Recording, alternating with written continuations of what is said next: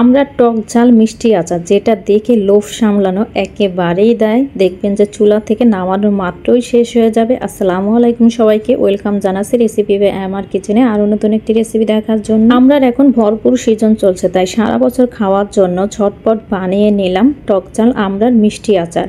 এই আচারটা বানানো কিন্তু খুবই সহজ, অল্প তেল মশলায় বানানো যায় আর খেতে কি বলবো অসম্ভব মজার।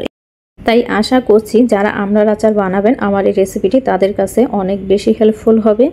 আর আমার তো মনে হয় এর চাইতে সহজ রেসিপি আর হতেই পারে না। চলুন তাহলে দেখে নিই।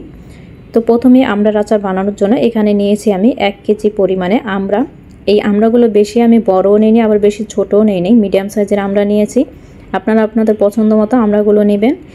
এখন এই আমড়াগুলোকে আমি খোসা ছাড়িয়ে নিয়েছি। খোসা ছাড়িয়ে একটা বলের মধ্যে আমি পানি নিয়েছি। সেই পানির মধ্যে আমড়াগুলো দিয়ে একটু ধুয়ে নেব কষলে কষলেভাবে, আমড়ার গায়ে যে কষটা থাকে সেটা। তো আমড়াগুলোকে খুব ভালোভাবে পরিষ্কার পানি দিয়ে ধুয়ে নেওয়া হয়ে গেলে এখন আমড়াগুলোকে আমি পানি ঝরিয়ে উঠিয়ে নেব। পানিগুলো ঝরিয়ে আমি অন্য একটি পাত্রের মধ্যে আমড়াগুলো নিয়ে নিচ্ছি। তো সবগুলো আমরা এইভাবে আমি পানিগুলো ঝরিয়ে তারপরে উঠিয়ে নেব। তো সবগুলো আমরা আমার পানি ঝরিয়ে উঠিয়ে নেওয়া হয়ে গেছে। এখন এই আমড়াগুলোকে আমি ছোট ছোট টুকরো করে কেটে নিব। তো আমি একটি বটির সাহায্যে খুব ভালোভাবে আমড়াগুলোকে ছোট ছোট টুকরো করে কেটে নিয়েছি। আপনারা আপনাদের সুবিধা মতো ছুরি বা বটি বা যেটা দিয়েই সুবিধা হয় সেটা দিয়ে কেটে নেবেন। এখন চুলায় একটি পাত্র বসিয়ে তার মধ্যে দিয়ে দিচ্ছি আমি 1/2 কাপ পরিমাণে সরিষার তেল। তার মধ্যে দিয়েছি 1 টুকরো দারচিনি আর একটি তেজপাতা ছিঁড়ে, তারপর 4টি শুকনো মরিচ দিয়ে দিলাম। এখন এর মধ্যে দিয়ে দিচ্ছি 1 চা চামচ পাঁচফোড়ন। এখন সব কিছুক্ষণের জন্য একটু ভেজে নেব। খেয়াল রাখতে হবে যাতে করে পুড়ে না যায়। কিছুক্ষণ ভেজে নেওয়ার পরে এখন এর মধ্যে দিয়ে দিচ্ছি সেই আগে থাকতে কেটে রাখা আমড়াগুলো দিয়ে এখন এই তেলের সঙ্গে আমড়াগুলোকে খুব ভালোভাবে কিছুক্ষণ নেড়ে চেড়ে নেব যতক্ষণ না পর্যন্ত আমড়ার কালারটা চেঞ্জ হয়ে আসছে। তো আমড়ার কালারটা যখন চেঞ্জ হয়ে আসবে এই পর্যায়ে এর মধ্যে আমি কিছু গুঁড়া মশলা অ্যাড করব। প্রথমেই দিয়ে দিচ্ছি আমি 1/2 চা চামচ হলুদের গুঁড়া, 1/2 টেবিল চামচ পরিমাণে লাল মরিচের গুঁড়া। এখানে ঝালের পরিমাণটা আপনারা আপনাদের পছন্দ মতো অ্যাডজাস্ট করে নেবেন।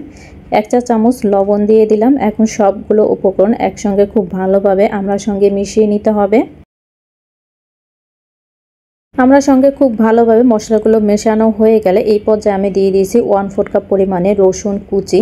রসুন কুচিটা আমি আগে থাকতে দিতে ভুলে গিয়েছিলাম। আপনারা যখন পাঁচফোড়ন আর শুকনো মরিচ দিয়ে যখন তেলের সঙ্গে নেড়ে চেড়ে নেবেন ওই পর্যায়ে রসুনটা দেওয়ার চেষ্টা করবেন। আমি ভুলে গেছিলাম তাই এই পর্যায়ে দিয়ে দিলাম।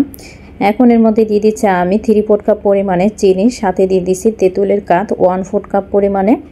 তেঁতুলের কাঠটা দিলে এই আচারটা খেতে অনেক বেশি ভালো লাগে। চেষ্টা করবেন তেঁতুলের কাঠটা দেওয়ার জন্য। আর হাতের কাছে যদি না থাকে একেবারে তাহলে না দিলেও চলবে। দিয়ে দিলাম 1/2 কাপ পরিমাণে পানি। পানিটা দেওয়ার কারণ হচ্ছে গিয়ে আমড়াগুলো খুব ভালোভাবে যাতে করে এই পানিতে সিদ্ধ হতে পারে তার জন্য। এখন সব কিছু একবারে খুব ভালোভাবে মিশিয়ে নিচ্ছি। তো মেশানো হয়ে গেলে অপেক্ষা করবো এটাতে বলক আসা পর্যন্ত। যখন এই পানিতে বলক চলে আসবে আরেকবার নেড়ে চেড়ে মিশিয়ে একটা ঢাকনা দিয়ে ঢেকে রেখে দিব আমি 10 থেকে 15 মিনিটের জন্য।